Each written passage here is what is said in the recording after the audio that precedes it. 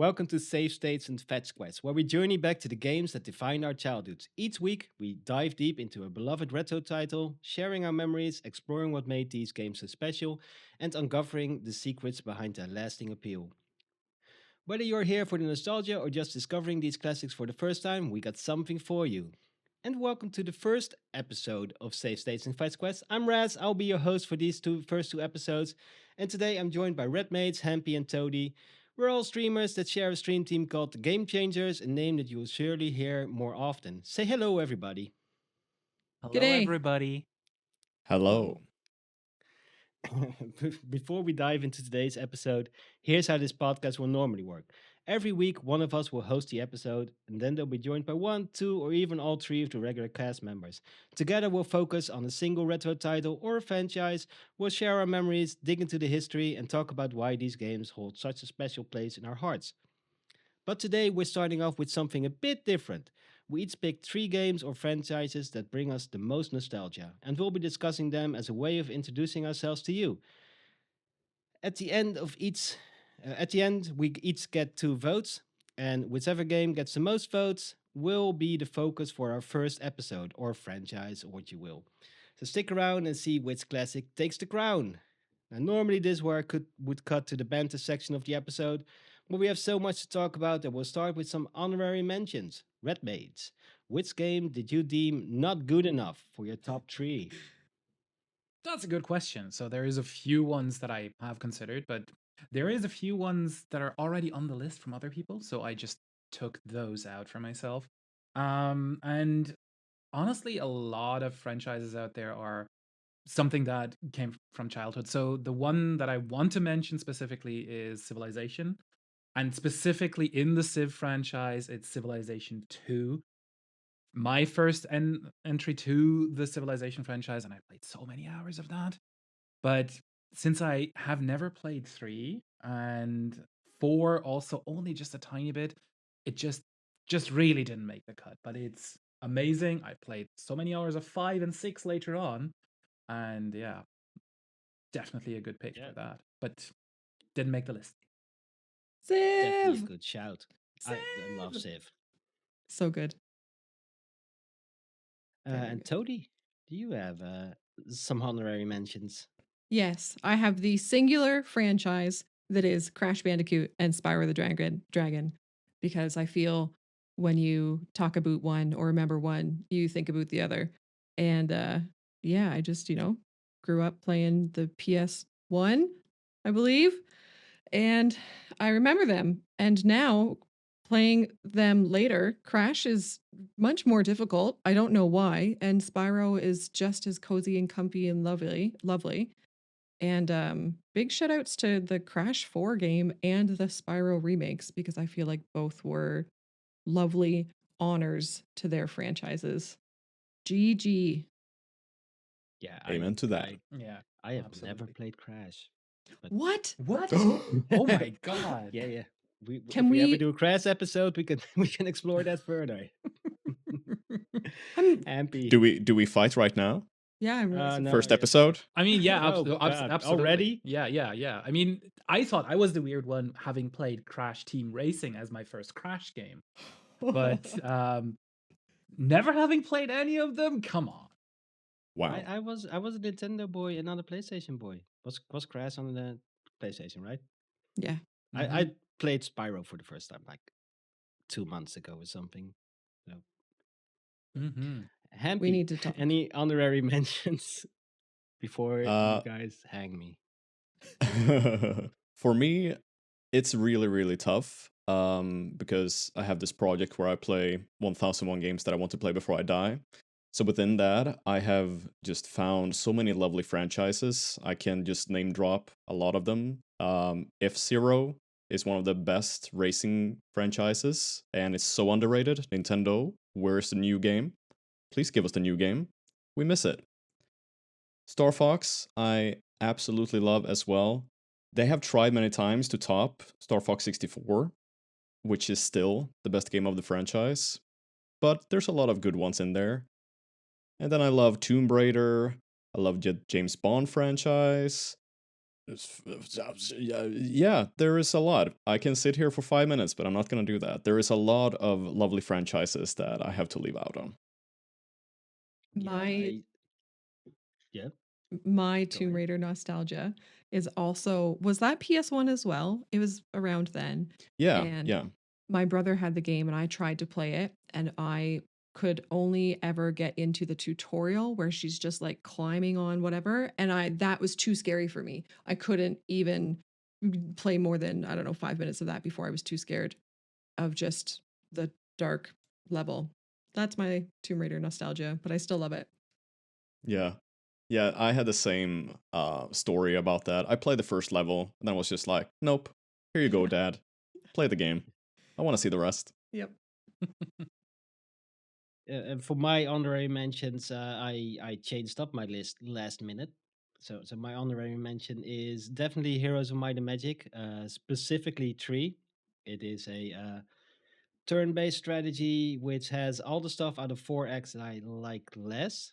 Isn't in Heroes of Might and Magic. There's just the combat and the really easy expansion of your cities. And I always played that hot seat with my brother, which is like why I absolutely have such great memories with that one. So that was almost on the list, but I've not explored the franchise enough to really talk about it.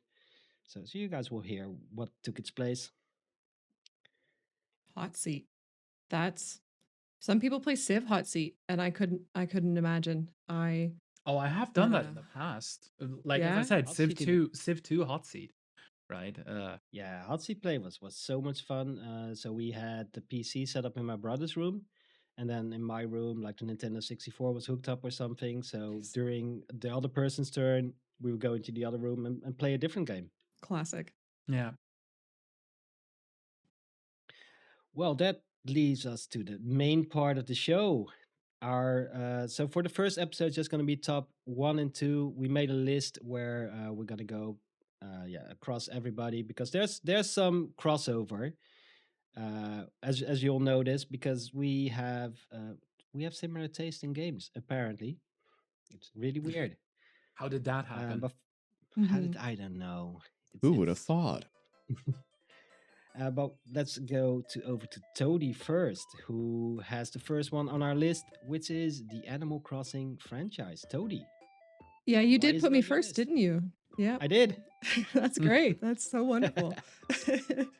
To try to give my lowdown with Animal Crossing, uh, it's a long franchise. I got into it late.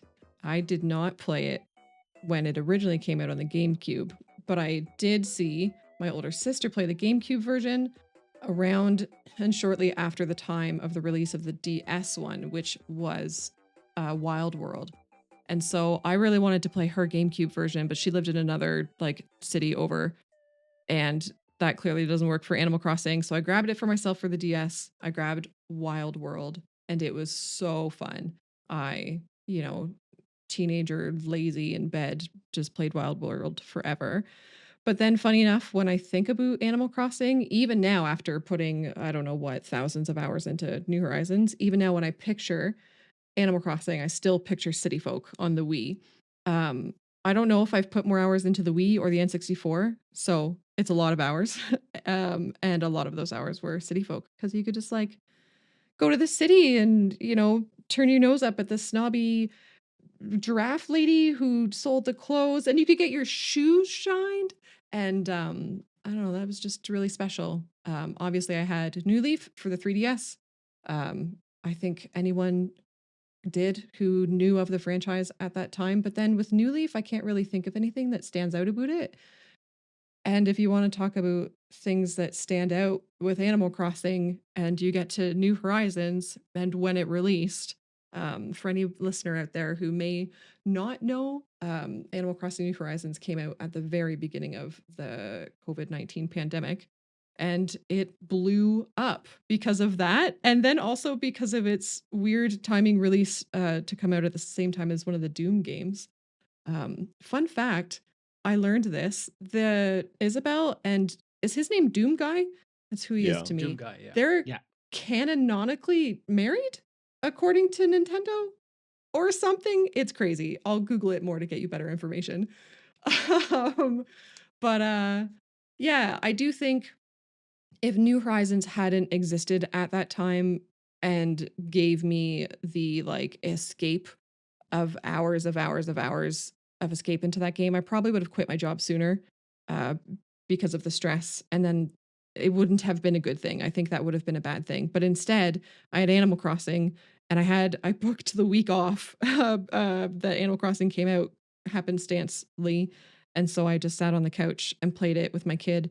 And we just made our islands amazing. And then we started working from home. So, of course, while I should have been working, I was playing Animal Crossing. And the mix that New Horizons gave of nostalgia from the old Animal Crossing games, but then also to see new players pick it up and be completely enthralled. Um, just really good stuff. Um, to summarize, I guess, now I've recently been diving back into Animal Crossing New Horizons or trying to, and I have a big problem where I want to kick out all of my villagers and I want to bring in all little frog villagers because toadies and frogs. But I can't because every time I bump into Eric or Vladimir, I just love them too much to have them leave. And so this game has managed throughout all of these years because I remember having Mo in my earlier games and um, it's managed to make me have this weird parasocial relationship with pixels. And there's not a lot of games that can do that for me. So they've done it. I love those characters. Animal Crossing is amazing. Play it forever. Anybody else play? Oh yeah, I've played Animal Crossing since the first one.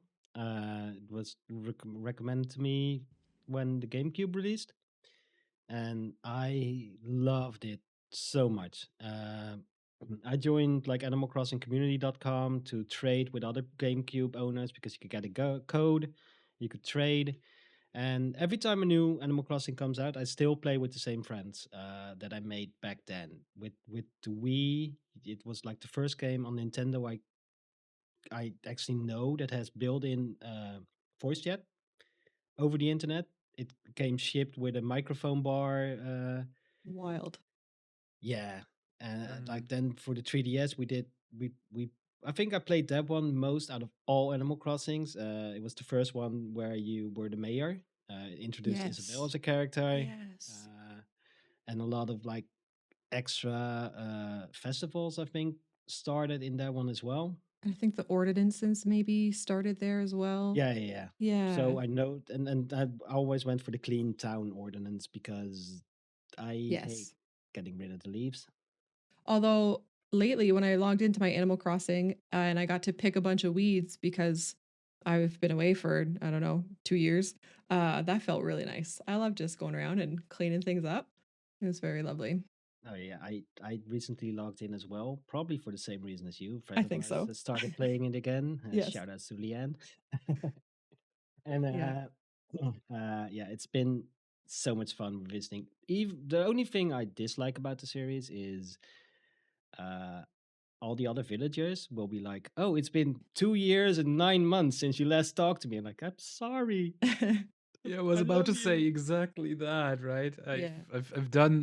I've played only New Horizons, right? So I haven't played any of the other games, but um, like you said, started with pandemic times and just racked up the hours in there, and then yeah, at some stage I just didn't go back, and then someone mentioned, "Oh, I'm just going to do this for New Year's because we can't meet up," and that was 2023, and then I just said, "Okay, yeah, I'll log in," and then I went in.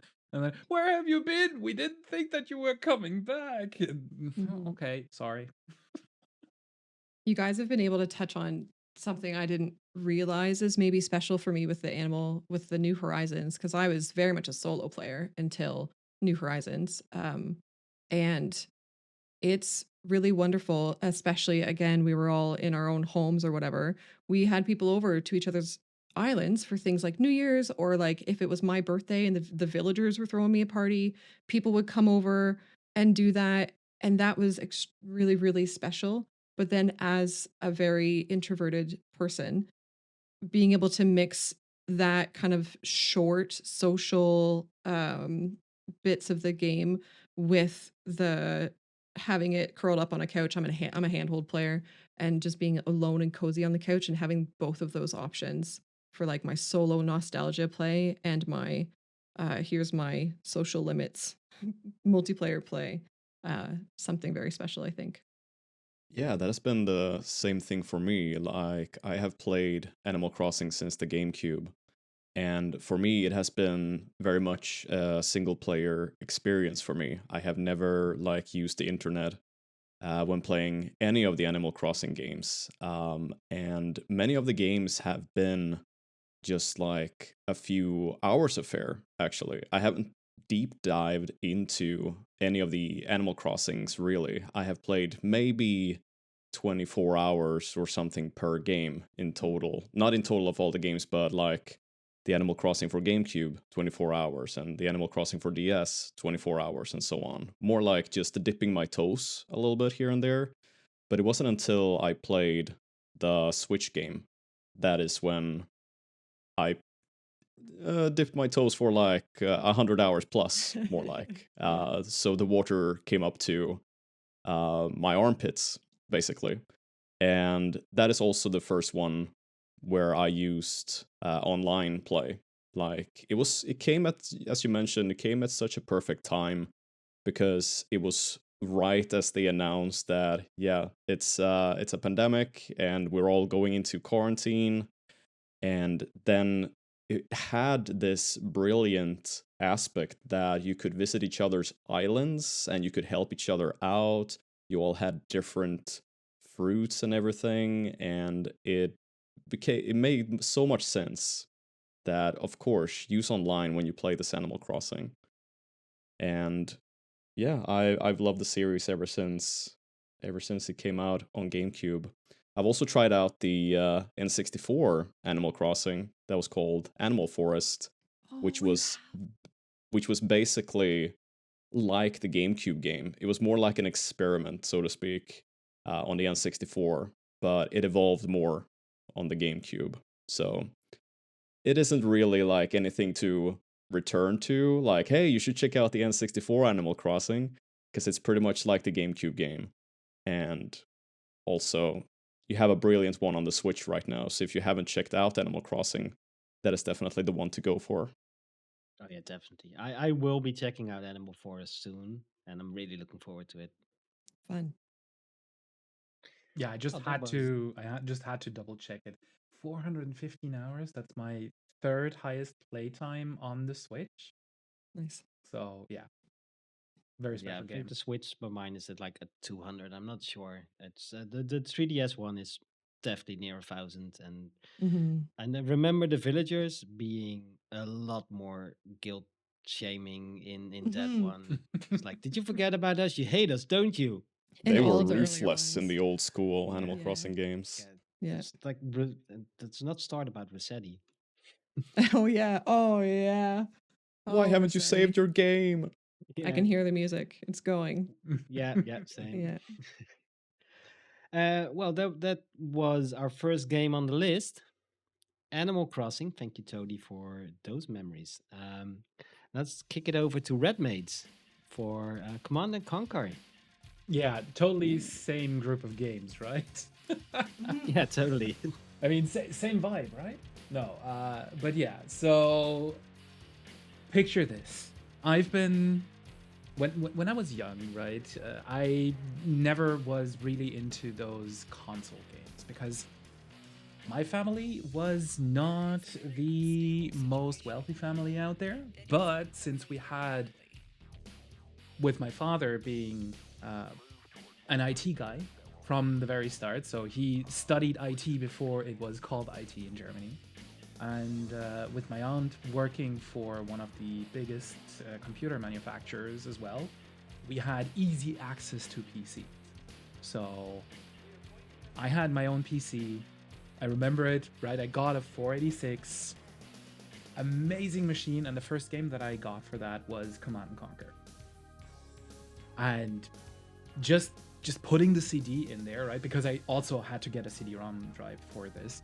Putting the CD in there, installing the game, and I can even see the installation screen right now.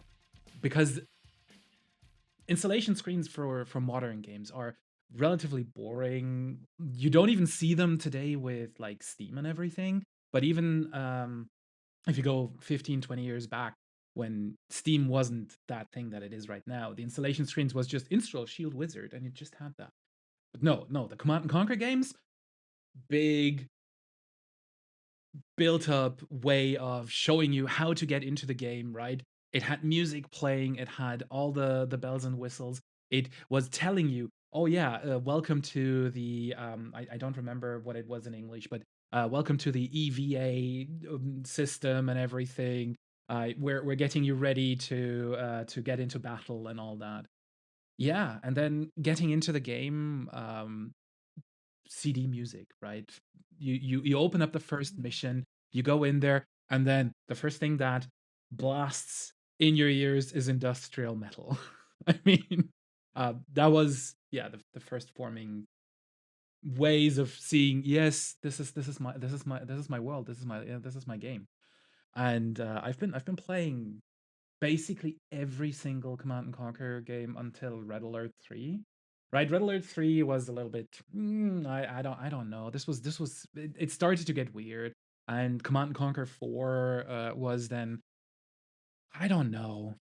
But the first one, Command and Conquer plus the mission pack. I don't even know what the mission pack is called in English.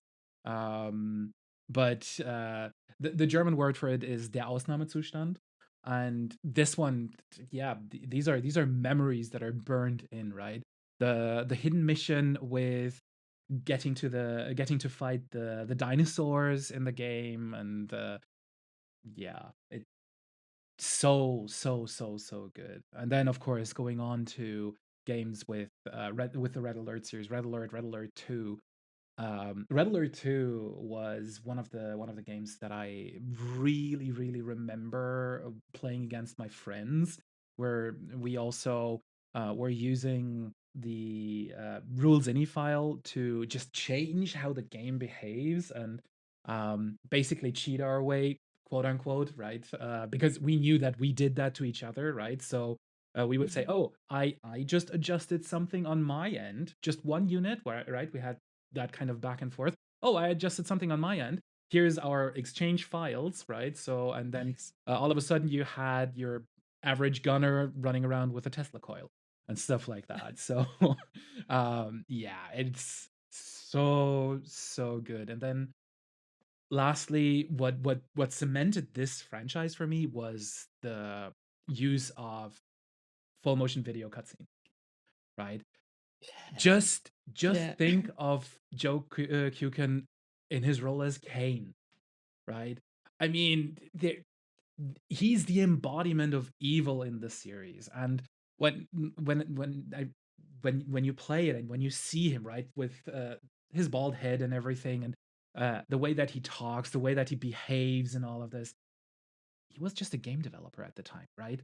And just because Westwood Studios didn't have the money to put real actors in, they just had a look around. Who do we have? Who can perform this for us? And he did such a great job. And then I remember this one thing about Command and Conquer Red Alert. You get into the game and you realize this is not Command and Conquer. This is different, right? This is not what you were expecting. And I was a little sad about this, really, right? Because it's not the same game, right? Yeah, the mechanics are the same, everything is fine. But then cutscene to mission 3, and you see him walk on screen and just whisper to Stalin, and then walk back and disappear.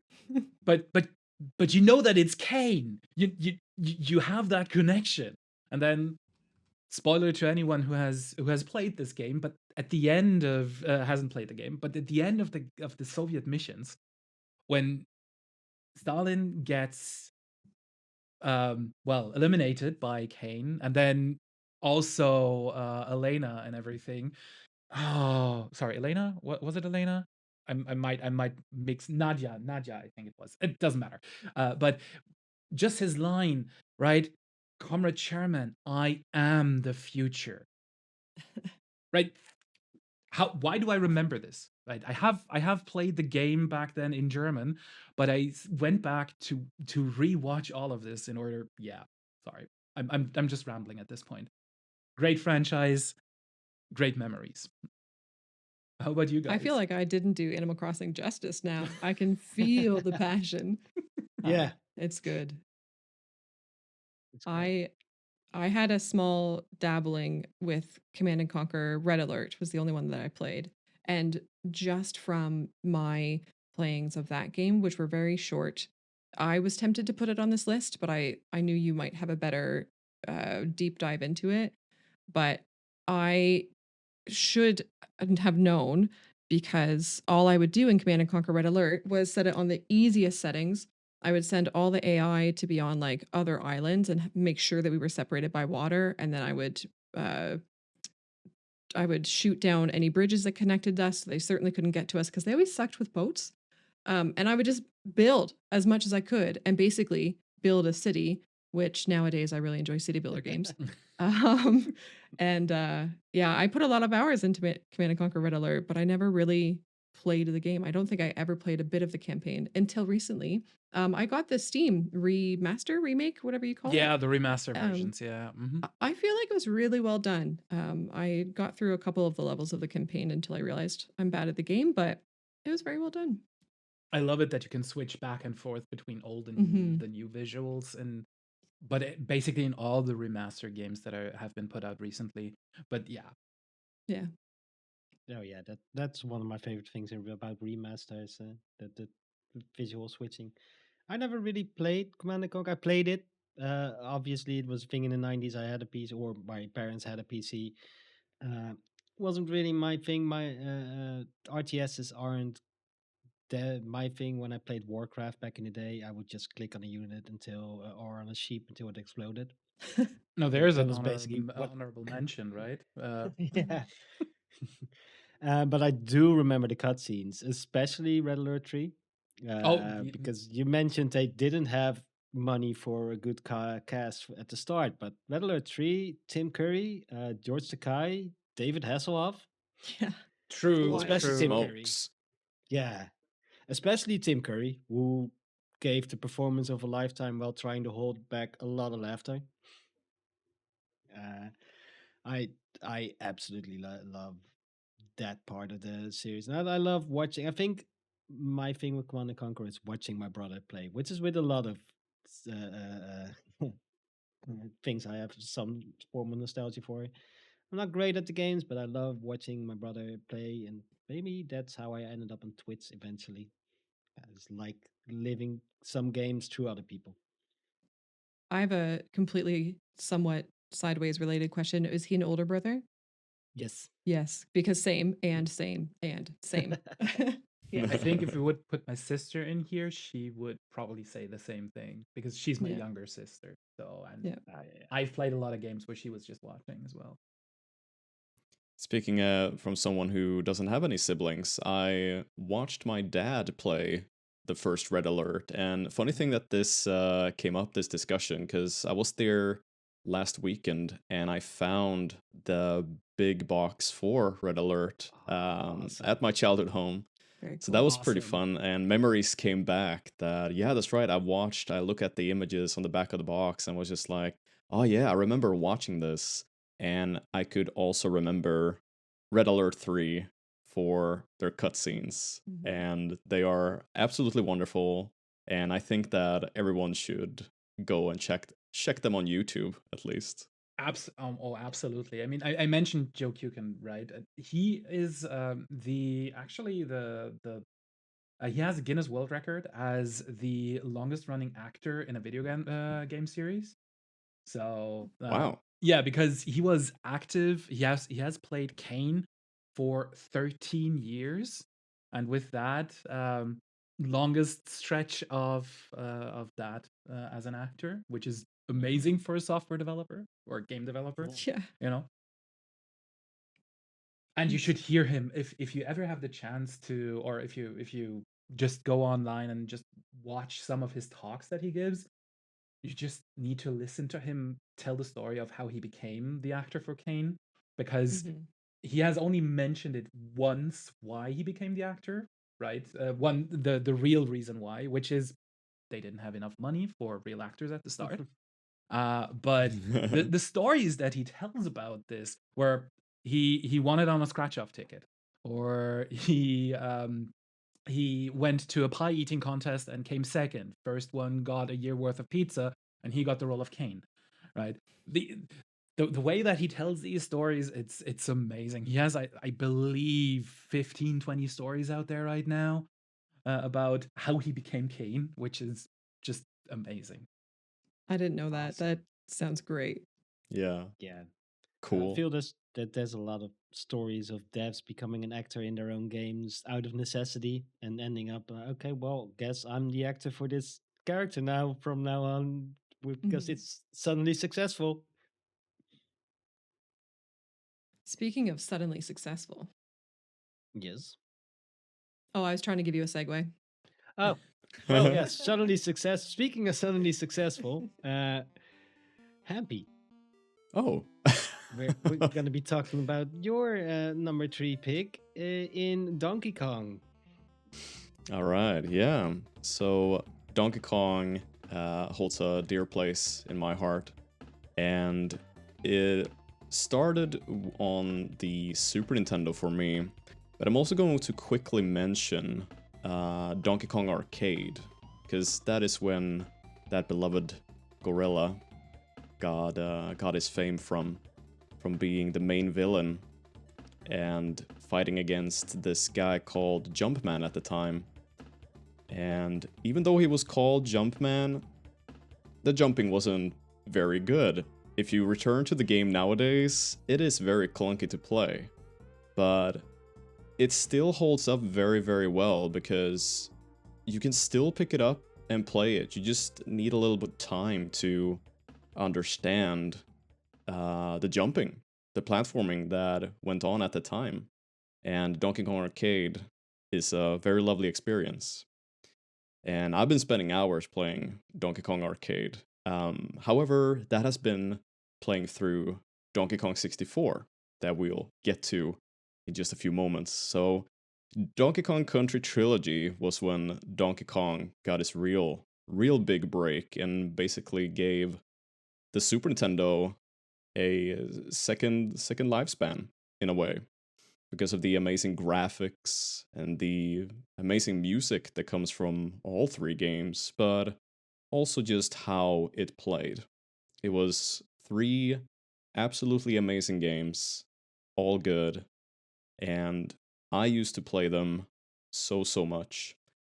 As a matter of fact, I didn't own any of the games when I grew up. I played them through either my best friend at the time, I played them at my cousin's place, or I had this PC that was at elementary school in a basement. You had to go down of like dark stairs. You couldn't see anything. There were spider webs. You followed a long corridor. You got to a PC, true 90s style. And on that PC, it had an emulator that emulated NES, Super Nintendo, Game Boy games. And Donkey Kong Country 3 was on that one. I was like, whoa, there's Nintendo games for PC? Obviously, what was I, 6 years old or something, so didn't really get it. So I talked to my parents like, hey, there's Donkey Kong for PC, can we get that? And I never got it. However, it wasn't until when I was 18 when I saw that you could buy games online. There were like online stores that sold physical cartridges, and that is when I could finally play the DKC trilogy and play through them. The very first Donkey Kong game that I owned is in fact my favorite game of all time, and it's Donkey Kong 64. And ever since I played that game as a kid, I think I've had a banana once a day. I have a banana for breakfast every single day. I just love bananas. And that game, I think that game is the ultimate Donkey Kong game. I know there's some split opinions because it is also the biggest collectathon in the entire series. And I think it still has the Guinness World record for being the biggest collectathon with like 3,821 collectibles in the game. And yeah, people might pull their hair out trying to collect everything.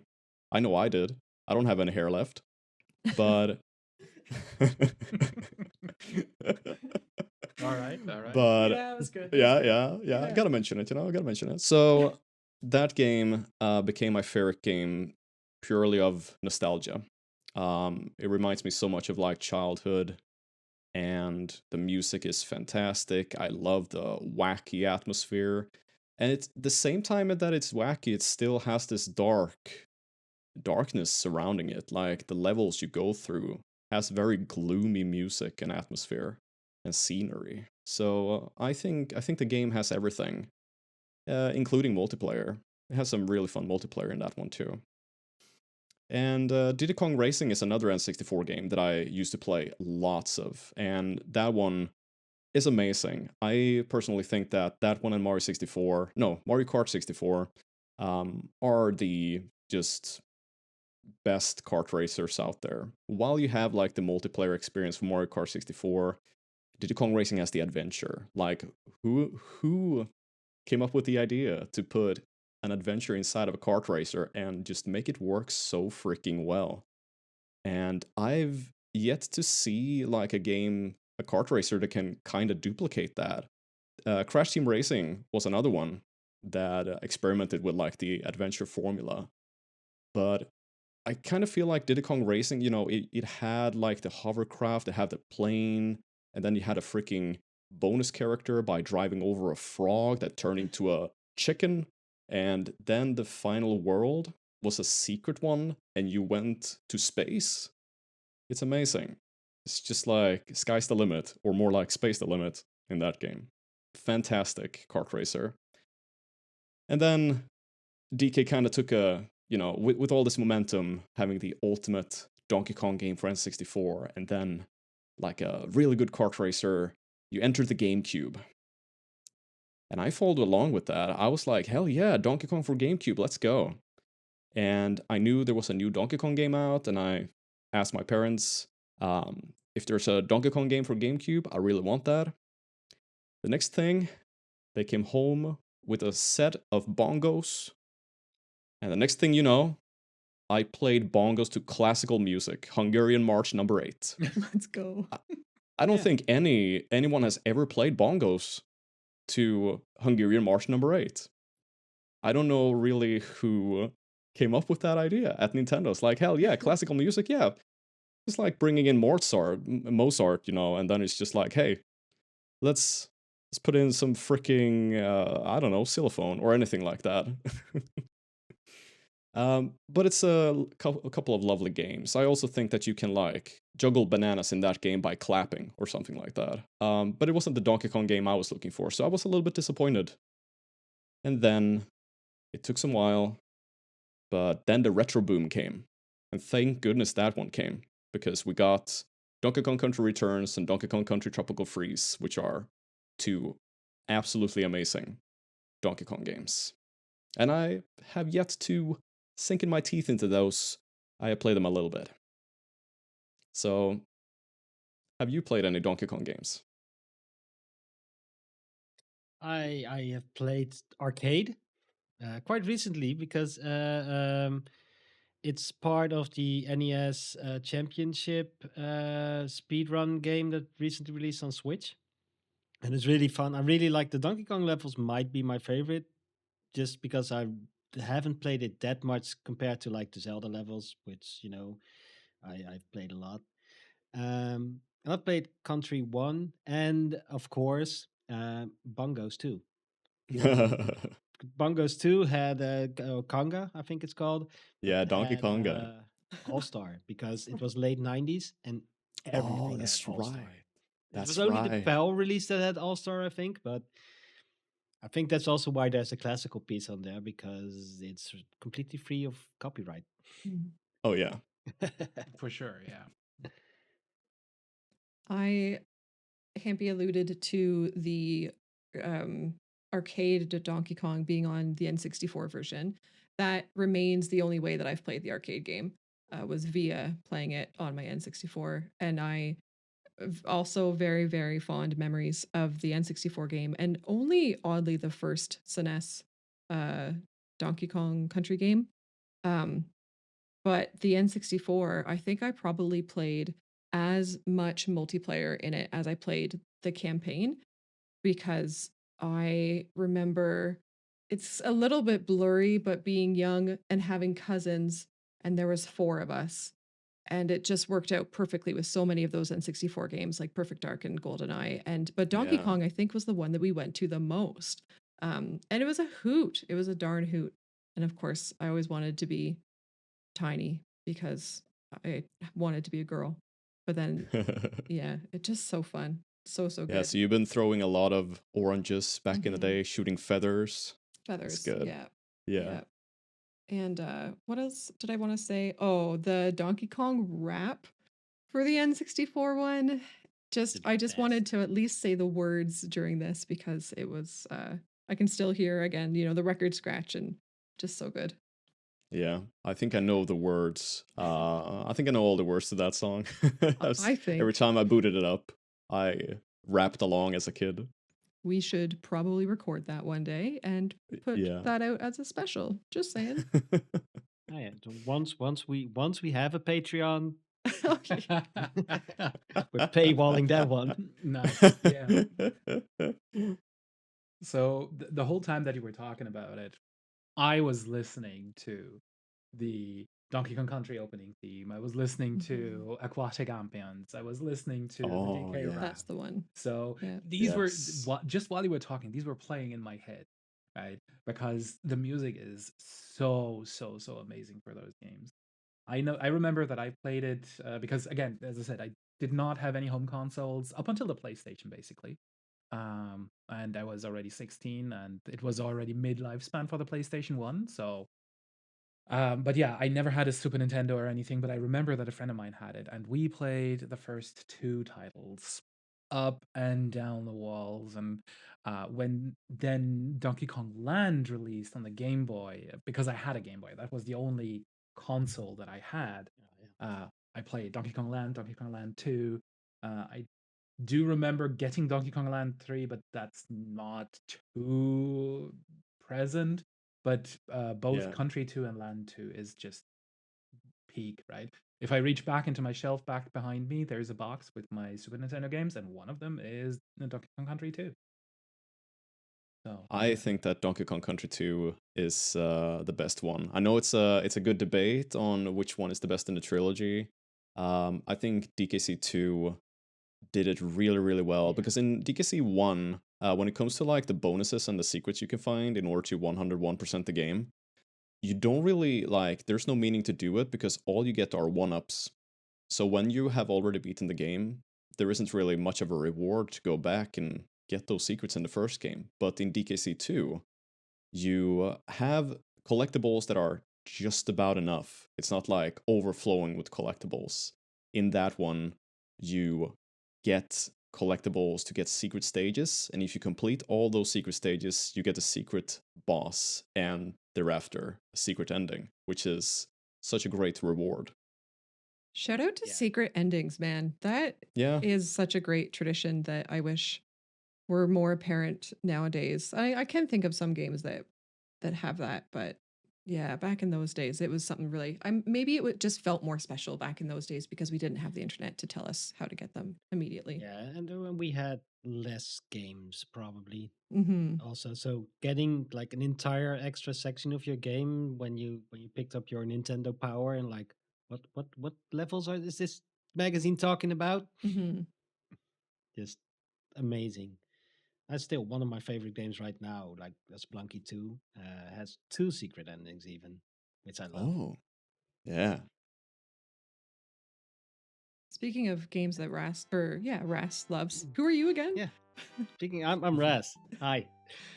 Speaking of games I read, and speaking of Jumpman, I might be giving the next one away because my number three pick here is Mario's, specifically the 2D ones, because I never really dove into the 3D ones. But there are some shoutouts later for the 3D ones as well. But for me, my gaming life started with a NES. I was 2 when it was released. I think I was 4 when we had one, which was like 86. And I remember we had one card with Mario, Super Mario Brothers 1, and Duck Hunt. And for Duck Hunt, I could be the ducks. That was what player 2 could do. But for the other one, we could switch up. I would be Luigi, obviously, as a younger brother. But there was, yeah, platforming was really fun and rewarding back in the day, and trying to get as far as you could within the lives that you had was hard, especially for like, I think, well, I remember being 5 or 6 years old. I probably made it to the warp zone in 1-2 every now and then. Yeah, I'm in world 4, and then I would die.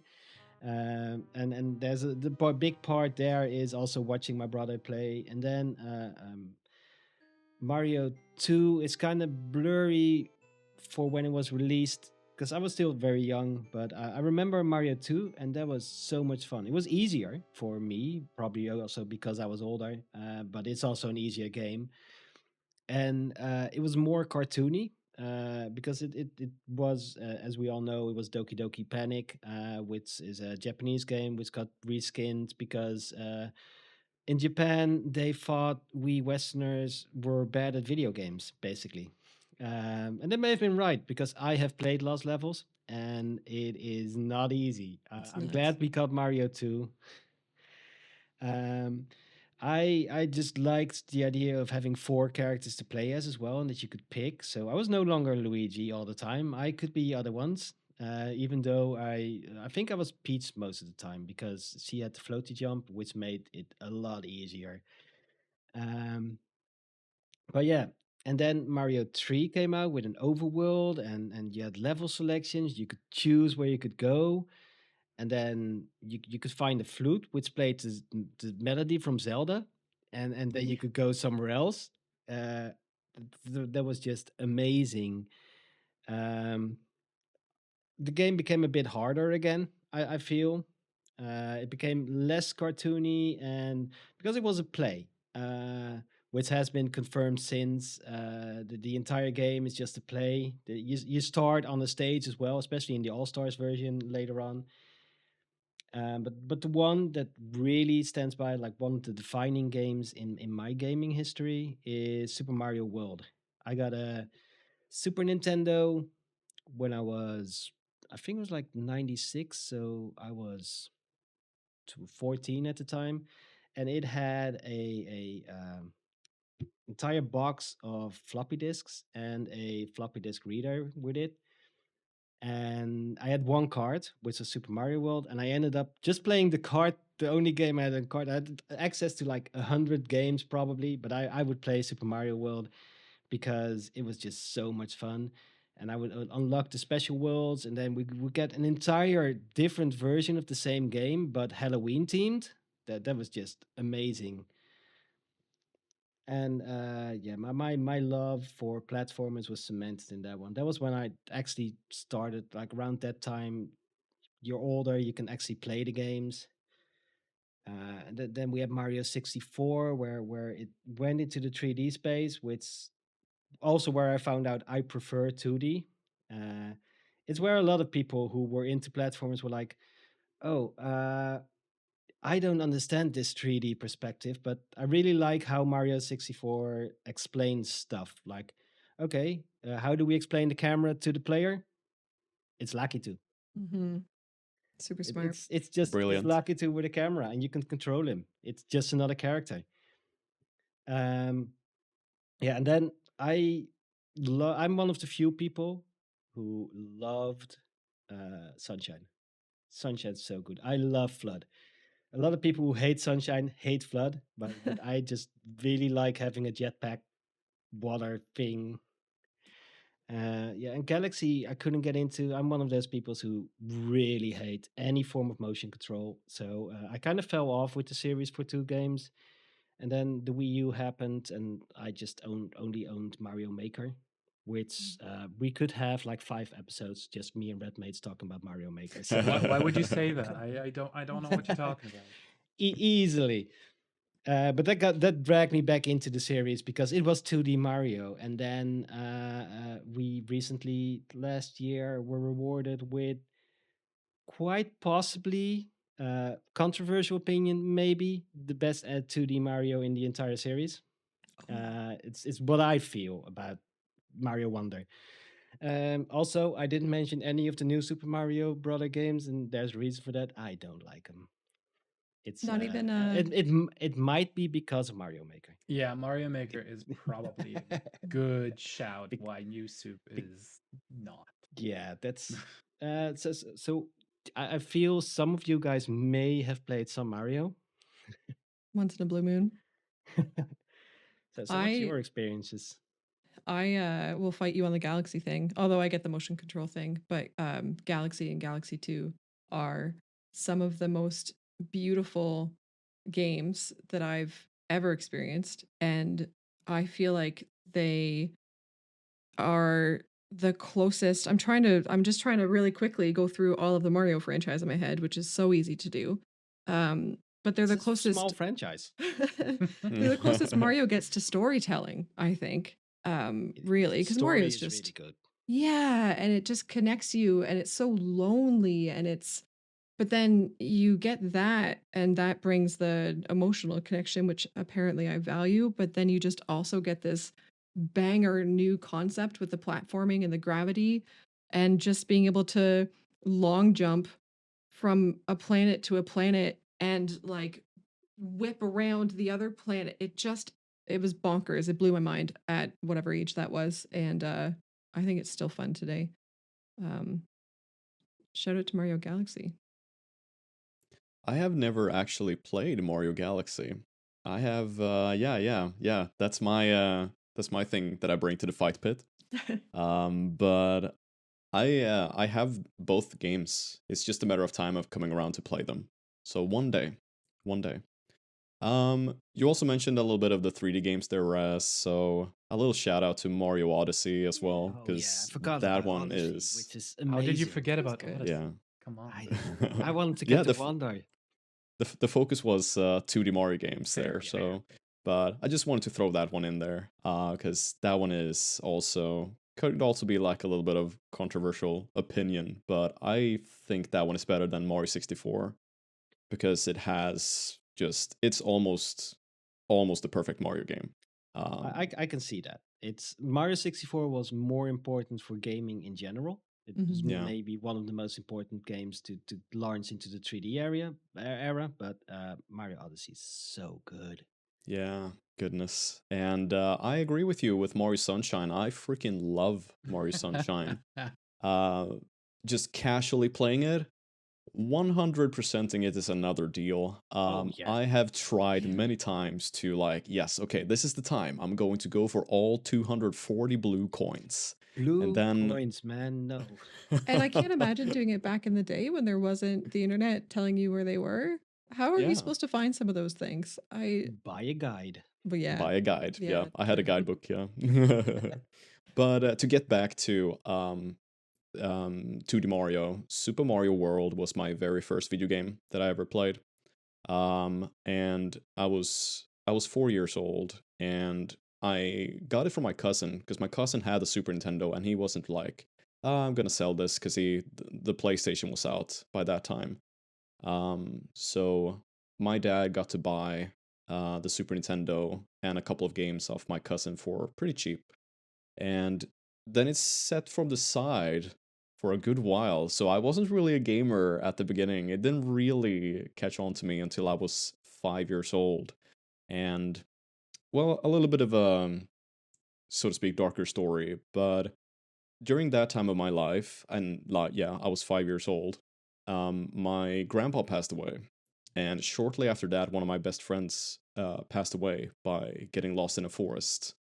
So I struggled a lot with anxiety as a kid, and Super Mario World would be the game that made me kind of understand the concept of death. Because if when Mario died, things were all right. He came back to life, and you were ready to go once again. So I kind of developed this thing when I was 5 years old, like, hey, what if my friend got like reborn into like a bird or something, or like, what if my grandpa sits up in the stars and drinks a cup of coffee and looking down on people? So this concept of death like didn't really, it got undramatized thanks to Super Mario World, and I hold that game forever dear. That kind of like, hey, it saved my life in a way. So I freaking love Super Mario World. Yeah, that's a beautiful story, and using a game to give something like that a spot. It's great. Yeah, Yeah. thanks to that one, like, hey, okay, I'm a gamer. So I'm a through gamer that, now. I'm a gamer forever. Yeah. Yeah. Yeah, for Okay. me, Mario is. I mean, I have thousands of hours in the game, in different games in there, right? I mean, one of the things that I do on stream is Mario Maker, and I have done this from the get go, and I haven't stopped. So yeah, it's but for me, it basically started with borrowing an NES from a friend of my mom's, and they had Mario 3 on there. And of course, Mario 2 and Mario 1 as well. So we got all of those. And I probably should have given Snake, Rattle, and Roll an honorary mention earlier, but these were the games that I played back then, right? So when we borrowed that NES, um, I remember going through those games, and Mario 3 stuck with me, right? And to this day, I love basically all of them, right? Some more, some less. I really never got into 3D World, for example, but I've played all of them and I've finished all of them, right? But Mario 3 is hands down the one. If you want me to play a Mario game, that's the one that I would pick. So yeah, I still haven't played 3D World. Same. Eh, I need it's to play it at fun. some point, It's fun to or play, whenever. but Yeah, it's like every now and then I'm on Switch. I'm like, I should buy 3D World, but right now I'm just waiting for Mario and Luigi game, which is Mhm. Mm. just an Oh, entirely different Mario franchise, which is also great. Totally. so yeah. No, you've just opened the doors to like Mario and Luigi. Bowser's Inside Story was a big one for me, but then of course there's like Super Mario RPG. Just the word Yeah, Mario just opened so many doors. I think we could be here for Yeah. 7 hours, we right? have. So Paper Mario. yeah. Mario I'm a Kart. personal fan of Mario Golf. I have played a lot of Oh, Mario Golf in my life. Mario Tennis for the 64. I probably put Yeah. hundreds of hours into Yeah, that. yeah, yeah, Yeah. Yeah. yeah. this Nintendo knows how to make a mascot and how to use it well. Oh, It's very Yeah. true. basically whenever Mario's name is slapped on something, it's probably gonna be quality. Probably. Probably. Because there's also Mario is missing. Oh yeah. And Yeah. We don't talk Mario about that. learns typing. We don't talk about that. And the Don't So alarm forget was about over. Hotel Mario. Hotel Mario is amazing. Not Let's to go to mention all some. the not to mention all the hours and friendships you've lost in Mario Party as well. That's also a Oh series yeah, that is fantastic. Jamboree has been definitely. looking I good. Yeah. I have been tempted to use that coupon that's sitting there for Mario and Luigi for Jamboree. I'll Mm. probably end up buying them both at some point. Yeah, Mm. yeah, That's enough Mario for now because yeah, this has been quite a roller coaster of a series. And hey, I can segue as well. Heyo. Let's go over to Roller Coaster Tycoon. Tony. Ooh. Yeah. So through listening to you guys speak about your bits, there's been just throughout the last few things we've been talking about, there's been a lot of talk about music, and it's making me. I want to do a whole episode on music, retro nostalgia music. But so you say the words roller coaster tycoon, and I hear the screaming, and I hear them going through the roller coaster and screaming, and then the jingle of the main theme, which I won't do for our listeners' ears. it's just so good. It's just so darn good. And I almost feel guilty choosing this game as one of my like big nostalgia franchises because I've actually only played the first one. I tried to play the second one when it came out, I think, and my little brain just didn't like change. I'm kind of a boomer, I don't like change. But the first one, the number of hours I put into it, I can't even imagine. And for us, our family PC was in my parents' room. I can picture it. I can see it there in like a corner desk and giant monitor and all of that sort of thing. And so I just spent a lot of time in my parents' room as a kid playing Roller Coaster Tycoon and like AutoCAD Home Architect, if that counts as a game. Um, and I don't understand. I don't know. I don't know what to say it is about that game that hooked me.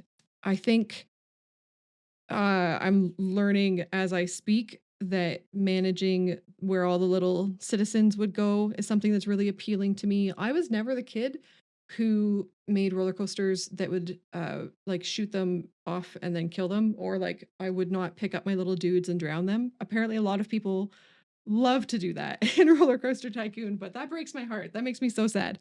Um but just I don't know, building this really pretty park and the fact that you could break down the tiles into four uh, and then put little bushes in it, and you could take the maze and you could hand choose the way the maze went. I don't like after probably my first park, I don't think I ever placed any of the generic roller coasters or any of the generic rides. I would always customize them when possible. Um, and it's just so fun. It's just so darn fun making a little path for your dudes to do just I don't know, again, it's making me realize my evolution into loving city builders and other management type games. Man, having to like figure out the correct prices for your rides so that the numbers in your pop-up for your economy were good and then so good. So fun. Nowadays I know that open is it called open RCT or open TTC exists. It's a fan made loving thing that you can play the old roller coaster tycoon but with all of our current quality of life needs, and it has exalted praise from everybody who's ever played it, and I will dive into it one day, but I will lose days of my life when I do that, so I'm waiting. um yeah, I just love roller coaster tycoon. Did you guys play it? Did you guys play the sequels? I played Roller Coaster Tycoon 2. Um, I cheated. I got so much money because I don't like micromanaging stuff, but I really like building roller coasters and then going into first person mode Mm. on the ride and just watching the ride from there. So I would build big roller coasters and just watch my people go on the ride. Yeah, for some reason I have no interest in doing that. I think it really is the management part of it that does it for me. But also like the simple graphics, because you've just made me think of Planet Coaster. And I've tried Planet Coaster and it doesn't bring me nearly the same joy. But those simple graphics for Roller Coaster Tycoon were stunning. And there's a city building game being developed right now called Metropolis 1998, and it's essentially Roller Coaster Tycoon graphics, but city building. And I don't think I've ever been more excited for a game in my life. So those simple graphics were really they're very appealing to me. Yeah, Metropolis 1998 looks amazing. I Oh yeah, you're the also reason looking I know forward about to it. it. Yeah, Yeah, I know. yeah. It's a pixel city builder Mm-hmm. where you can also just decorate every single room in your house. That's what I Mm-hmm. liked about Roller Coaster Tycoon, like decorating the park. Mm-hmm. But I didn't want to deal with the money part of at all. I love it. I have never played Roller Coaster Tycoon actually, but I have seen. Yeah, I know, Tony. I know. We I love fight in the fight pit over a lot of things, for our viewers but that can't see us. I've yeah, written yeah, down some things that we're going to fight about later. yeah. but I've seen a lot of people play it over the course of my life, both when it comes to friends and I sit by the side and I watch them play, but also Twitch and YouTube, watching people play. And I like it. I when I watch it, like it's one of those games for me where I get a lot of enjoyment watching other people play it.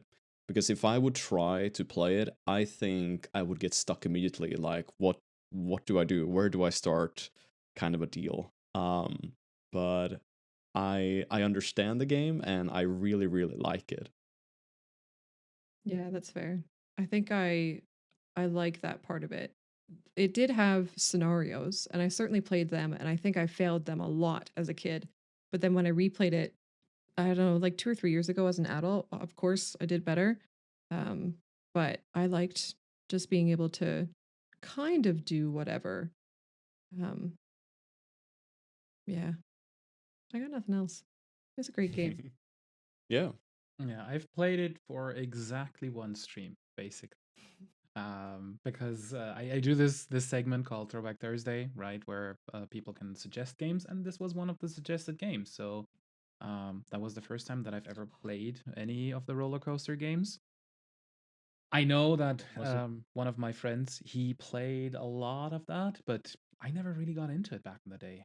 So yeah, but it was Yeah. Roller Coaster Tycoon 1 that I played there. So Mm-hmm. it So was good. fun. It was fun. I need to go back to that. It's just time, you know? It's just I just had the Was it epiphany. suggested by Toady? No, it was not actually. It was Oh, suggested by Attention. Yeah. Well, Toady, you had an epiphany. oh, yes. Sorry, just standing here awkwardly. I just remembered that you could name your little citizens, and like I'm pretty sure every single one of them was named Toady, and then Toady 2, and then Toady 3, because apparently I'm extraordinarily conceited, and I just wanted to see what I would do, and I would always go in, and they the little citizens had stats of like how much nausea tolerance they had and all of that sort of thing, and I would always choose the ones that were able to handle very thrilling rides or very exciting rides or whatever, and I would make them me, and I would always try to get them to go on the roller coasters. It's just, yeah, just fun. Speaking of fun, Speaking of fun, it is our first double pick. Ooh, who did pick? Um, Tell us. what's gonna be the next one? Well, it's a game pick. Well, it's we were gonna pick two games so similar to each other, and we decided to bundle them together into early days LucasArts games, point and click adventures specifically. It's gonna be Red Mates and myself. I'm gonna throw it over to Red Mates first to let him share his bit, and then I will do my bit. Yeah, absolutely. So again, similar situation as I had it with Command and Conquer, right? Getting those games back in the day, it was so amazing. I actually remember that I got Indiana Jones and the Fate of Atlantis. So a little bit of a curveball, but I do want to get to the one that I actually wanted to pick. But for Indiana Jones and the Fate of Atlantis, I went out to buy a sound card so that I could actually listen to the game properly, right? With all the game music.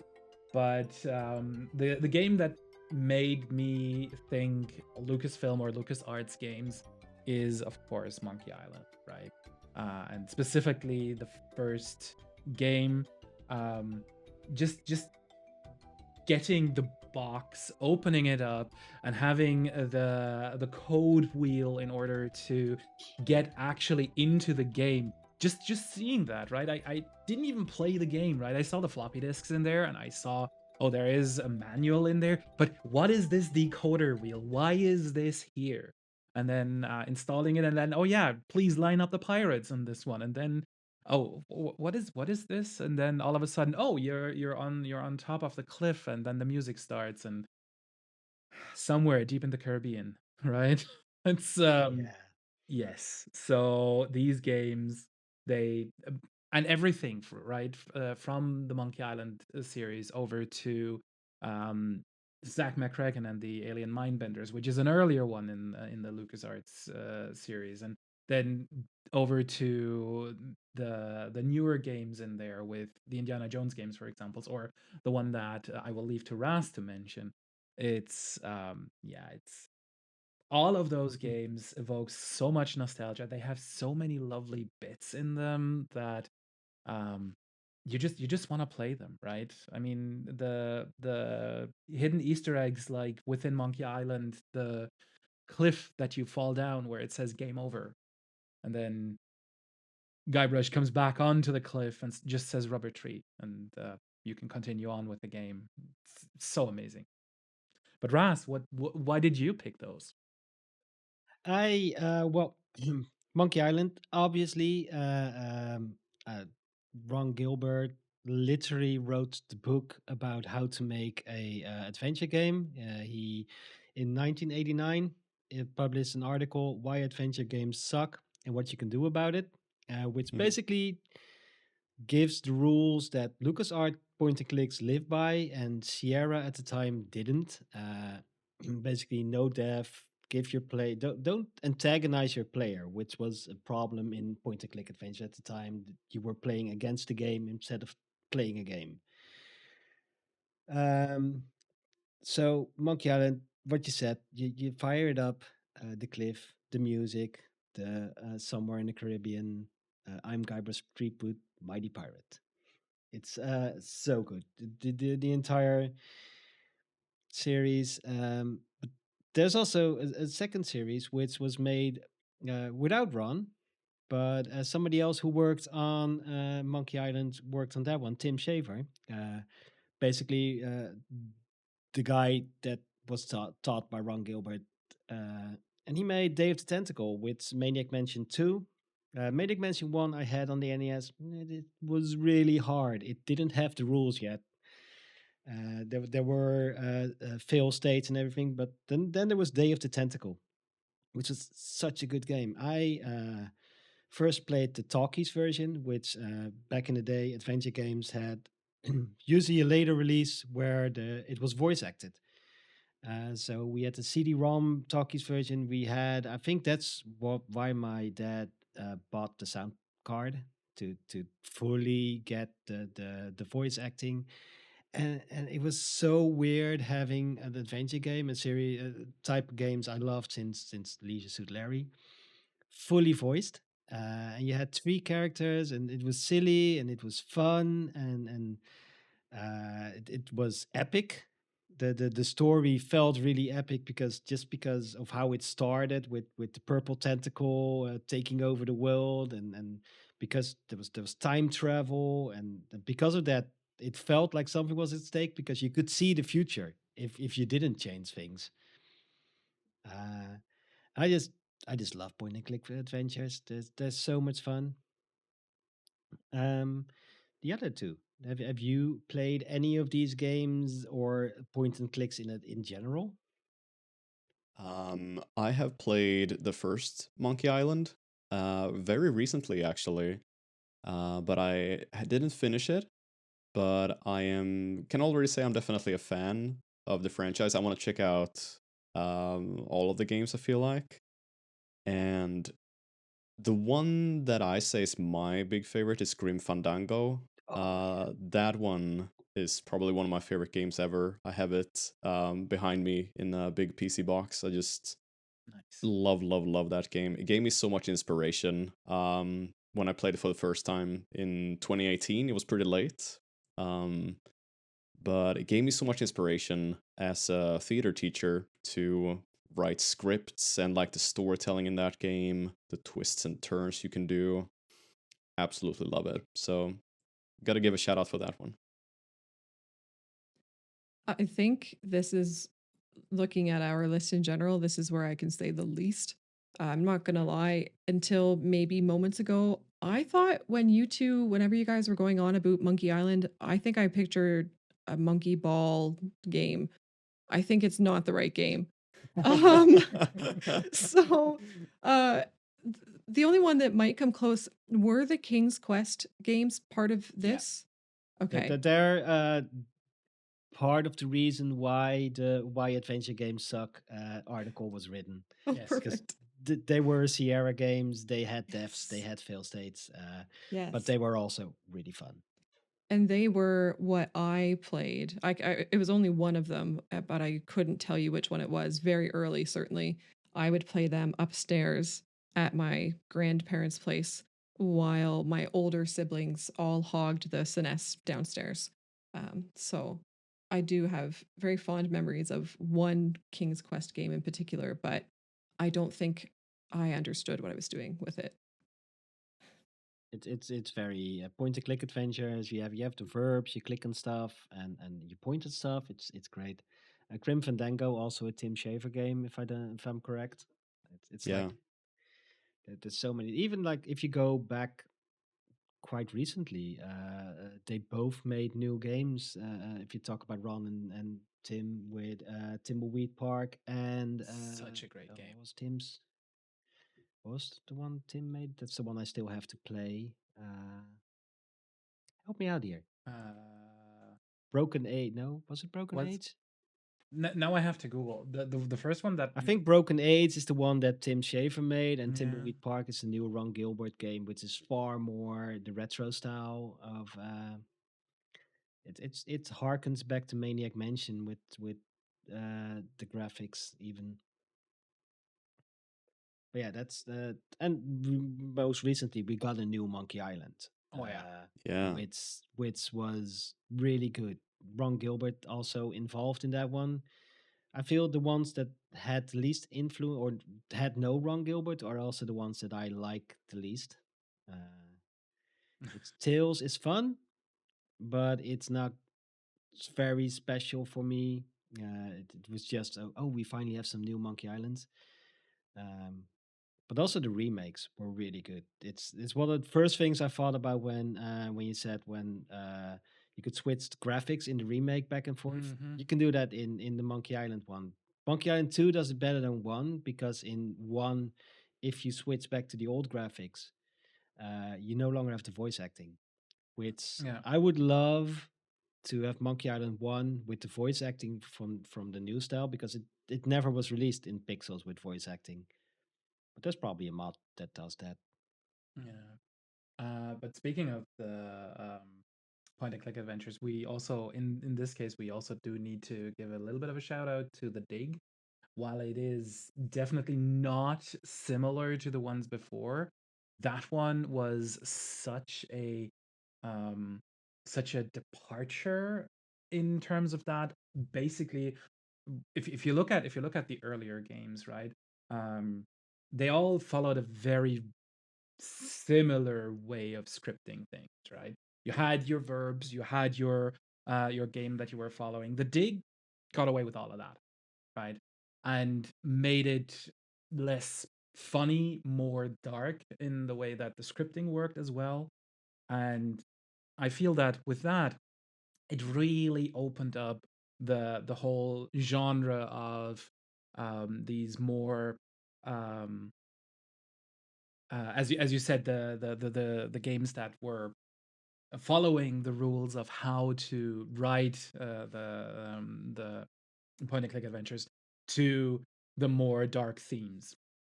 And that leads us down to some of the more modern inspired games, like, for example, Trubabrook or the I'm drawing a blank here, but yes. So yeah, these games have done a lot of things for the whole series and saga. I mean, just look at the platform that they were all running on with the Yeah. Scum platform, right? Scum, which was Script utility for Maniac Mansion. for Maniac Mansion. Yeah, Exactly. yeah, yeah, and like the even Discworld, which came much later, was still a Scum game, uh, which is amazing. You Yeah. mentioned the Dig. I have issues with the Dig, mostly with the amount of moon logic that's in that game. True. True. It's so much for those who don't know what moon logic is. It is a convoluted Wix, Wiktionary says it's the convoluted logic required to solve puzzles in certain adventure games. Uh, Monkey Island 1 has the Monkey Wrench, which, if you are not American and you do not know that a spanner is called a monkey wrench, you wouldn't think to use a monkey as a wrench, which is also the the only, and I think Ron Gilbert in an interview even apologized for that because he wasn't aware that it was such an American term. But I want to do quick mention of Loom, who didn't do away with the verbs, but changed the verbs with songs, which was Yeah, amazing. that was also amazing game. Yeah. Yeah. And speaking of music, we have to also with that mention all the development that went into that kind of stuff. With, Oh yeah. for Oh, where are you example, going? the iMuse system, right, where which was born out of the frustration of not being able to line up music to certain clues in the game for Monkey Island, and then they went out and said, okay, for Monkey Island 2, and which was used then in a lot of later games as well.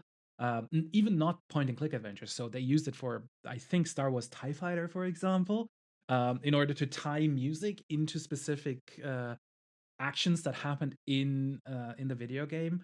But this whole iMuse system was developed for Monkey Island 2, so that scripted things like you see the intro cutscene for Monkey Island 2, where you walk across the bridge and where you get shaken down with the money, so that this shakedown of the money would happen at a specific music cue, but you needed to line this up somehow because you had dialogue choices before, right? So, in order to make that happen, in order to wait for the player to make their dialogue choice up until that happened, yeah, it's so many things that these early games Yeah. did for us. And now Well, we and take that for iMuse, granted. iMuse still works better than most things that games try nowadays. And it's a few games that manage to do it well. Goose Game, Celeste, who do have that dynamic music, but iMuse is such a good system for its time, and it was underappreciated because we didn't have the internet, and instead of normally, like, we didn't have the internet for cheats, we didn't have the internet to know about these sophisticated systems and truly appreciate them during its time. But speaking of truly appreciating things during its time, I think we reached the end of this episode. um, Already? so already, but it's fine because we will um, sorry. And because that's it for part one of our nostalgic journey. But before we sign off, it's time for our traditional recommendations or shoutouts. Redmates, what do you got? Go and play They Bleed Pixels. Perfect retro game, a retro inspired game. It's only like 12 years old, but yeah. Pixel game, platforming, fast paced, very underappreciated. Go play. Ampy? If you like some of the 2D games that we have talked about today, I wholeheartedly recommend you to check out Alva's Awakening and Alva's Legacy that are available on Steam and PlayStation and Switch. Those bring you back to NES and Super Nintendo days, and they are kind of cryptic as well. And yeah, it will bring you right back with the music and the adventure, power ups, and everything. So go check them out. Toady. In between your gaming sessions, if you've got some creative project that you've been thinking about doing and you haven't been doing it, and you've been thinking about doing it and you haven't been doing it, do it for 5 minutes. It'll heal your soul. And And Raz. for That's a good one. me, for me, it is harkening back to my honorary mention. If you liked Heroes of Might and Magic 3 and wish there was a game recently released that's kind of like it, which was heavily inspired by it, try out Songs of Conquest, which is an amazing indie game which truly captures what Heroes of Might and Magic 3 was about. And with that, there's only one thing left to say. Tune in next time for the number ones from our list.